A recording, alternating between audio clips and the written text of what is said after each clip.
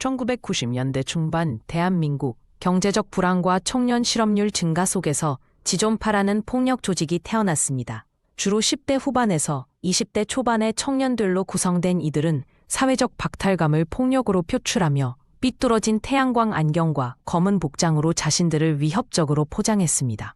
초기에는 단순한 폭행과 협박으로 시작했지만 점차 조직의 범죄는 더욱 잔혹해져 갔습니다. 지존파는 지역 상인들을 주요 표적으로 삼았습니다. 보호비라는 명목으로 금품을 갈취하며 거부할 경우 폭력으로 응징했습니다. 1997년 한 조사에 따르면 서울 일대에서만 50건 이상의 협박 사건이 보고되었습니다. 상인들은 공포에 떨었고 많은 이들이 신고조차 하지 못했습니다. 벽에 쓰인 협박 문구와 상인들의 공포 어린 얼굴은 당시의 분위기를 생생하게 전달합니다. 1998년 지존파는 처음으로 살용사건을 저질렀습니다. 피해자는 조직원과 말다툼을 하다가 흉기에 찔려 사망했습니다.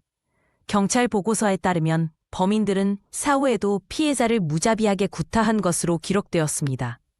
이 사건은 지존파의 범죄가 단순 갈취에서 인명을 위협하는 수준으로 격상되었음을 보여주는 전환점이었습니다.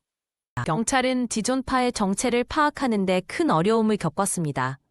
조직원들이 감염을 사용하고 증인들이 두려워 협조를 거부했기 때문입니다. 1999년 당시 수사보고서에 따르면 용의자 목록에 오른 인물만 20명이 넘었지만 확실한 증거를 확보하지 못했습니다.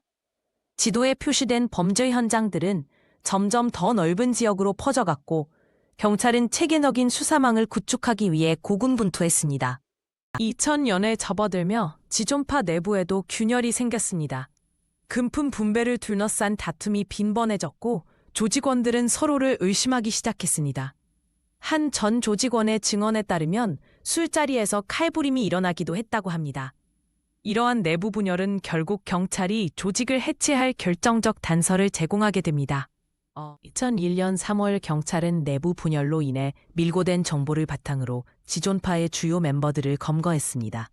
당시 신문 보도에 따르면 체포 과정에서 총격전이 벌어지기도 했다고 합니다. 이는 조직의 본격적인 붕괴 신호였으며 이후 다른 멤버들도 차례로 검거되면서 지존파의 범죄 역사에 마침표를 찍게 됩니다. 지존파의 범죄가 공개되면서 사회에 큰 충격이 일었습니다.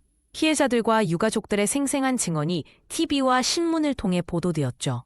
한 유가족은 아들이 단지 돈을 조금 거절했다는 이유로 살해당했다며 분노를 토로했습니다.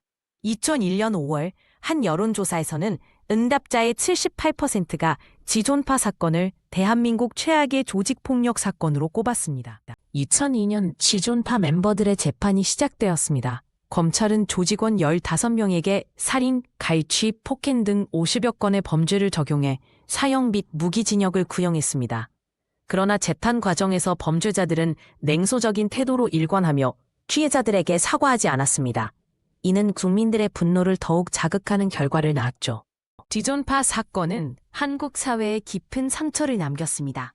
이 사건을 계기로 청소년 폭력 방지를 위한 특별법이 제정되었고 경찰의 조직폭력 수사 체계가 대폭 강화되었습니다. 2003년 정부 보고서에 따르면 조직폭력 검거율이 전년 대비 35% 증가했습니다. 그러나 많은 전문가들은 여전히 사회 밑바닥에 잠재된 폭력의 뿌리가 완전히 뽑히지 않았다고 경고했습니다. 지존파 사건은 조두순 사건 이전에도 한국 사회에 존재했던 잔혹한 폭력의 기록입니다. 20년이 지난 오늘날까지도 유사한 범죄가 반복되고 있다는 점에서 우리는 이 사건에서 중요한 교훈을 얻어야 합니다. 전문가들은 사회적 약자에 대한 관심과 교육, 그리고 법 집행의 철저함이 이러한 비극을 방지할 수 있는 핵심 요소라고 강조합니다. 역사는 우리가 잊지 않을 때만 반복되지 않습니다.